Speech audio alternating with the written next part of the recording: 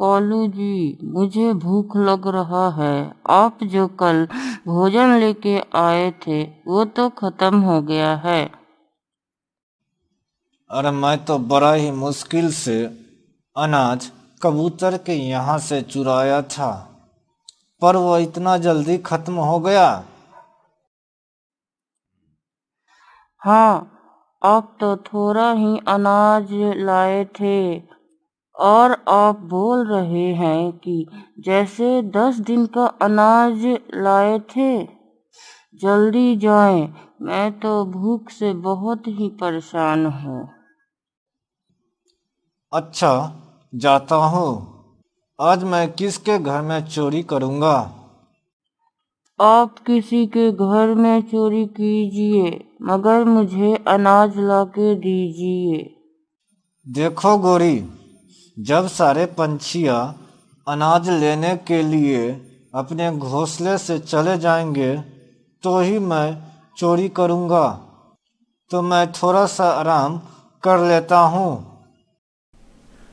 कालू और गोरी वह हर दिन किसी न किसी का भोजन चोरी करके खाते थे। ये दोनों जंगल में बहुत ही कामचोर पंछियाँ थे। माँ, मुझे बहुत भूख लग रहा है।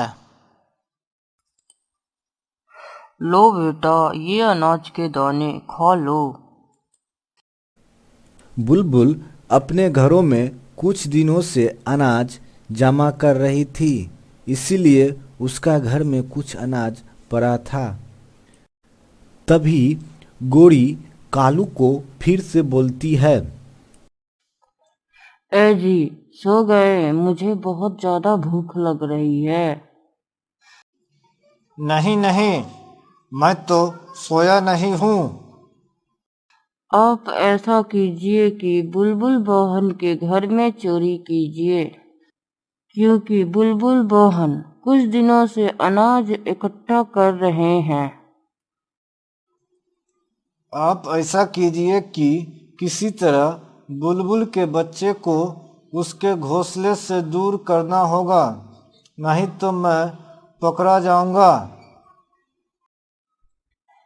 मैं ऐसा करता हूँ कि बुलबुल का बच्चा को किसी बहाने मैं नदी किनारे ले जाता हूँ और आप बुलबुल के घर में चोरी कीजिएगा।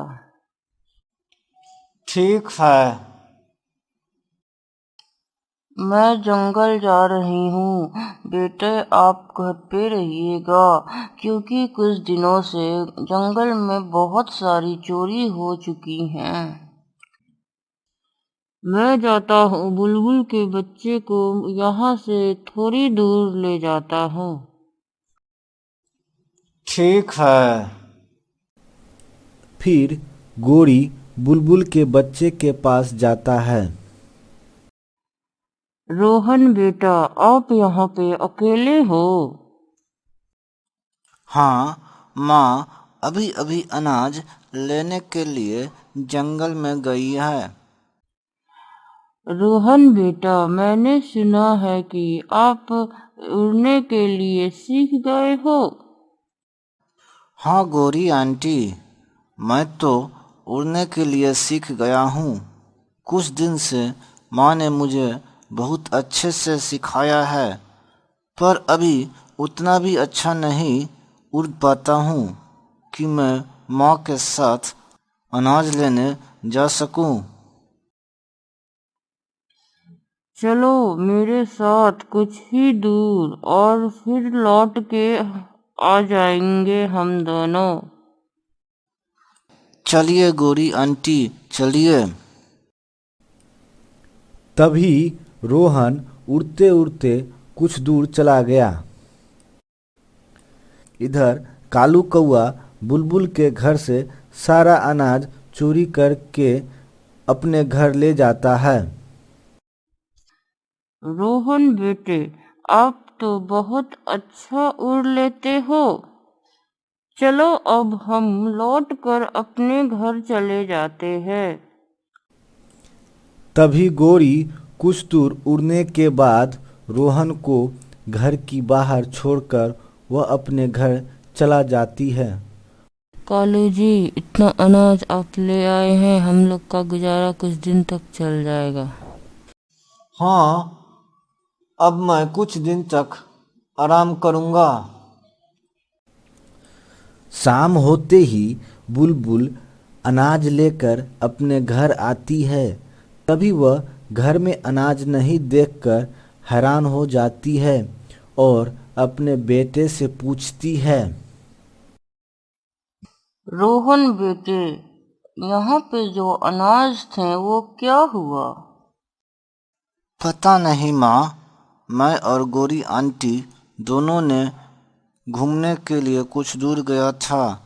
फिर जब लौटकर आया तो यहाँ पर अनाज नहीं था। अच्छा, अब मुझे समझ में आ चुका है कि जंगल में चोरी कौन कर रहा है। तभी वहां पर कबूतर आ जाते हैं। क्या हुआ बुलबुल बहन, आप क्यों रो रही हो? देखो ना, आज मेरे भी घर में चोरी हो गया है। देखो ना बुलबुल बहन, कुछ दिन पहले मेरे यहाँ भी चोरी हो गया था। आए दिन जंगल में चोरी बहुत ही ज्यादा हो रहा है।